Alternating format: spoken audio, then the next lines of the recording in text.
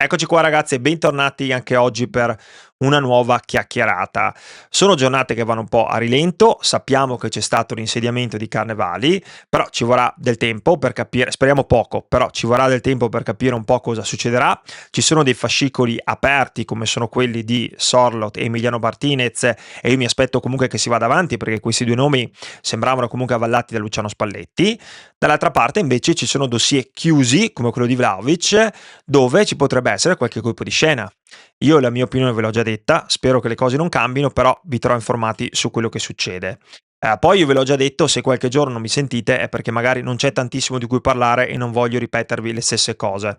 Però oggi stavo facendo un ragionamento che vi voglio portare, quindi vi voglio confrontare e ovviamente come sempre sapere la vostra opinione, quindi lasciate un commento.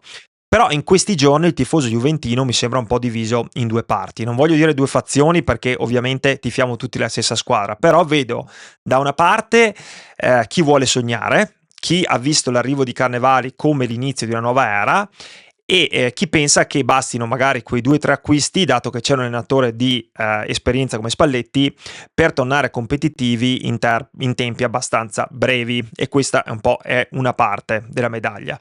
Poi c'è l'altra, chiamiamola fazione, e questa parte di tifoseria guarda gli ultimi anni e non riesce a fidarsi. Non riesce a fidarsi, vede una rosa incompleta, una società che è un po' in ritardo, società anche che è un po' in confusione, in continua costruzione, e tutti questi problemi continuano un po' a ripresentarsi in una situazione che è diventata un po' ciclica. Beh, sapete una cosa?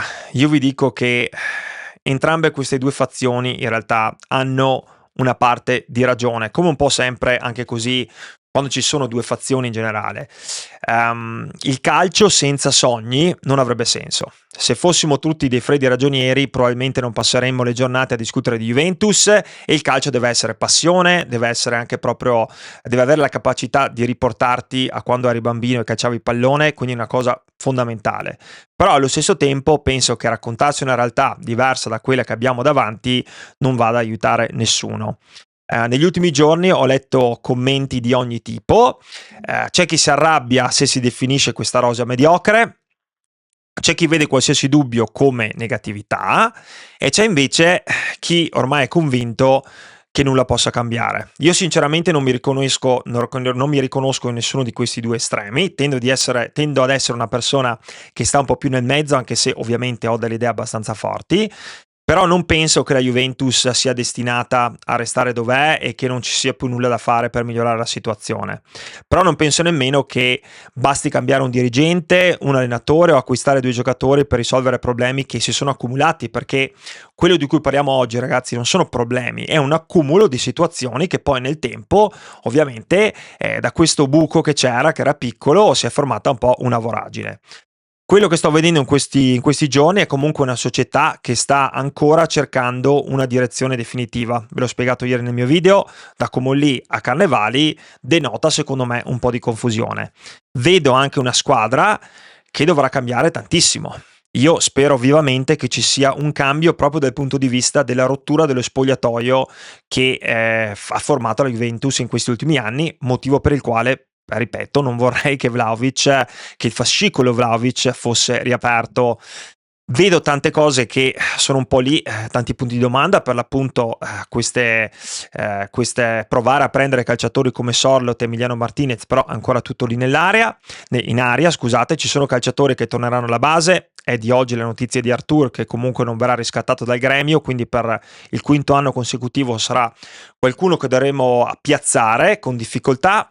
Ci sarà il ritorno anche di Douglas Luiz, che è un calciatore che andrà capito e studiato, perché comunque Spalletti sarà anche intrigato, però gli ultimi 18 mesi di Douglas Luiz, 12 mesi, sono mesi difficilissimi.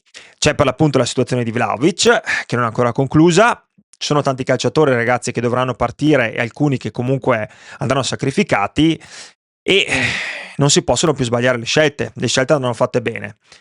Questa è proprio la motivazione, questo elenco per il quale faccio un po' di fatica sia farmi trascinare dall'entusiasmo, però non voglio neanche entrare nella disperazione, perché negli ultimi anni abbiamo visto un po' entrambe le cose, c'è stata disperazione e entusiasmo, abbiamo visto giocatori accolti come salvatori della patria che poi non hanno mantenuto le aspettative, abbiamo visto dirigenti presentati come la soluzione definitiva o magari come il futuro, pensiamo a Comolli, e poi messi in discussione dopo pochi mesi o magari nemmeno sfruttati per le qualità per le quali erano stati assunti. Abbiamo visto rivoluzioni che poi rivoluzioni non erano, perché siamo rimasti esattamente quelli che eravamo prima, ed è proprio questo che mi porta oggi a essere molto prudente. Io non sono pessimista, sono prudente. Credo che la prudenza sia un qualcosa di normale, anzi la prudenza te la insegnano da piccolo. Se tu prendi in mano una padella e ti scotti, impari, la volta dopo sei più prudente e magari stai più attento. E credo che prudenza, a differenza di pessimismo, ecco, siano due emozioni completamente diverse. Essere prudenti non significa sperare che le cose vadano male, significa riconoscere che la Juventus viene da stagioni complicate e per tornare dove merita serviranno del tempo, servirà lavoro e soprattutto, ragazzi, ci vorrà continuità. Questo io credo che ce lo ripetiamo ormai da un bel po' di tempo, perché il vero problema degli ultimi anni, secondo me, non è stato sbagliare la singola scelta, è stato cambiare continuamente direzione. E questo è un qualcosa, ragazzi, che dobbiamo ricordarci, perché ogni estate abbiamo vissuto come una nuova ripartenza, cioè da quell'addio di dall'esonero comunque di Allegri, insomma sono 3 anni che viviamo in questo loop. Ogni anno è sembrato che arrivasse una soluzione nuova, ci fosse una nuova promessa e alla fine ci siamo ritrovati sempre qui nella stessa situazione a riparlare delle stesse cose. Per questo credo che oggi il tifoso juventino dovrà trovare un equilibrio e sarà un po' il nostro challenge, il challenge estivo, ma anche quello di questa stagione, è proprio quello di riuscire a continuare a sognare, perché senza ambizione la Juventus non sarebbe la Juventus e ne parliamo ormai ogni settimana, però senza dimenticare quella che è la realtà.